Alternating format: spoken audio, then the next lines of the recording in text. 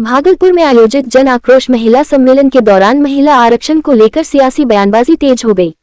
Press वार्ता में बेहपुर विधायक इंजीनियर शैलेंद्र ने कहा कि नारी शक्ति वंदन अधिनियम देश की महिलाओं को उनका संवैधानिक अधिकार दिलाने की दिशा में ऐतिहासिक कदम है।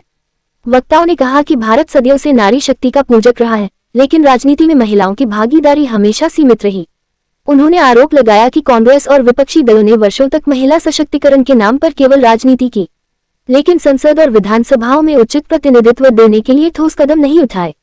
नेताओं ने बताया कि 16 अप्रैल 2026 को संसद में संविधान संशोधन विधेयक, परिसीमन विधेयक और केंद्र शासित प्रदेश विधेयक पेश किए गए हैं। इनका उद्देश्य 2029 तक लोकसभा और विधानसभाओं में महिलाओं को 33% आरक्षण सुनिश्चित करना है। वक्ताओं ने कहा कि यह सिर्फ आरक्षण नहीं, बल्कि लोकतंत्र में महिलाओं की निर्णायक भागीदारी की शुरुआत है। उनका दावा है कि इससे देश की राजनीति में संवेदनशीलता, दूरदर्शिता और संतुलन का नया अध्याय शुरू होगा। अप्रैल का दिन भारत के इतिहास में स्वर्ण अक्षरों में लिखा जा सकता था, लेकिन कांग्रेस, राजद, सपा, तृणमूल कांग्रेस, डीएमके और पूरे महागठबंधन ने मिलकर इस विधेयक को गिरा दिया। यह कोई संयोग नहीं था, यह एक सुनियोजित षड्यंत्र था। देश की आधी आबादी के सपनों को कुचलने का षड्यंत्र। बिल गिरते ही जिस तरह कांग्रेस सहित महागठबंधन दलों के सदस्यों ने संसद में जश्न मनाया, वह दृश्य पूरे देश ने देखा। मैं पूछना चाहता हूं, क्या यह अशोभनीय नहीं था? क्या यह देश की नारी शक्ति का अपमान नहीं था? और फिर प्रियंका गांधी वाड्रा ने यह तक कह दिया कि बिल का गिरना संविधान की जीत है। तो क्या 70 करोड़ महिलाओं के अधिकारों को रोकना ही कांग्रेस के लिए संविधान की जीत थी? कांग्रेस और उसके सहयोगियों का इतिहास महिलाओं के साथ छल और देरी का इतिहास रहा। 60 वर्षों तक सत्ता में रहने के बावजूद उन्होंने महिलाओं को केवल वोट बैंक की तरह उपयोग किया।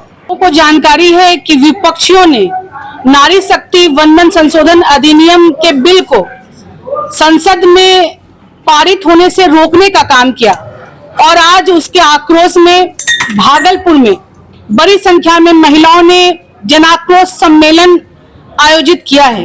इस सम्मेलन के माध्यम से हम सभी न सिर्फ भारतीय जनता पार्टी की महिला कार्यकर्ता बल्कि एनडीए की महिला कार्यकर्ताओं के साथ साथ आम महिलाएं जिनको राजनीति से रुचि है, जो सामाजिक कार्यों में आगे बढ़कर हिस्सा लेती है, ऐसी सभी महिलाओं ने आज इस सम्मेलन में हिस्सा लिया है। और हम सब लोगों का एक ही कहना है कि महिला आरक्षण का विरोधी राहुल जी के नेतृत्व में पूरी की पूरी विपक्ष है, चाहे वो कांग्रेस हो, आरजेडी हो, सपा हो, डीएमके हो, तृणमूल कांग्रेस हो, सब ने मिलकर महिलाओं के आरक्षण के मार्ग को रोकने का काम किया। भागलपुर में भीषण गर्मी ने लोगों की परेशानी बढ़ा दी है। तापमान 44 डिग्री सेल्सियस तक पहुंच गया है और मौसम विभाग ने आने वाले दिनों में हीट वेव की चेतावनी दी है। इस बीच शिशु रोग विशेषज्ञ डॉक्टर अजय कुमार सिंह ने अभिभावकों से बच्चों का खास ख्याल रखने की अपील की है।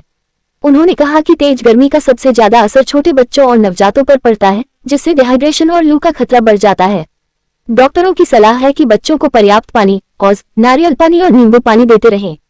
साथ ही दोपहर 11 बजे से शाम 4 बजे तक बच्चों को धूप में बाहर न निकालें।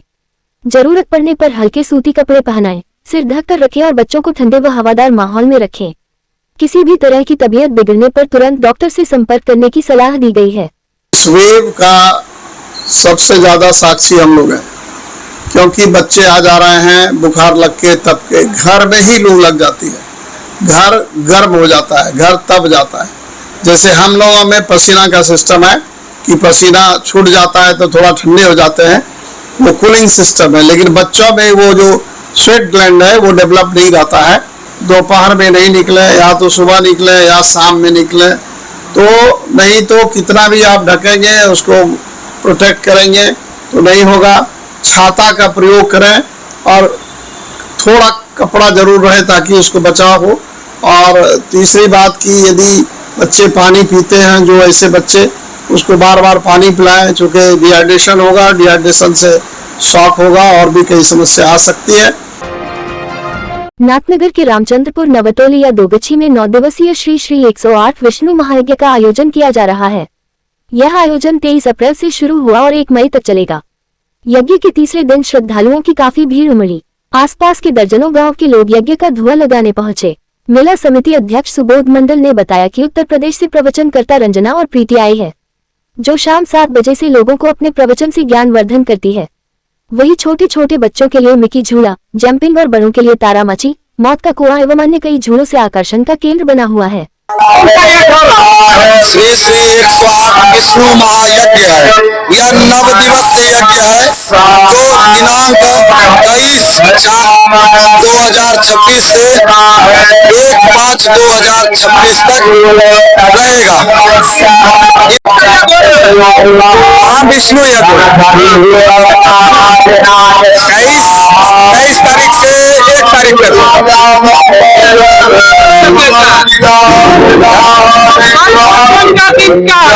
अभी जो है डेली का प्रवचन चल रहा है, उत्तर प्रदेश से आया है रंजना दीदी और जो है प्रीति दीदी। नाथनगर थाना क्षेत्र के फतेहपुर रेलवे पोल संख्या 313/20 एवं 313/22 के समीप सुल्तानगंज से भागलपुर आने वाली ट्रेन की चपेट में आने से एक युवक की मौत हो गई। घटना रविवार सुबह की बताई जाती है। अज्ञात युवक के बारे में स्थानीय लोग विक्षिप्त बता रहे हैं।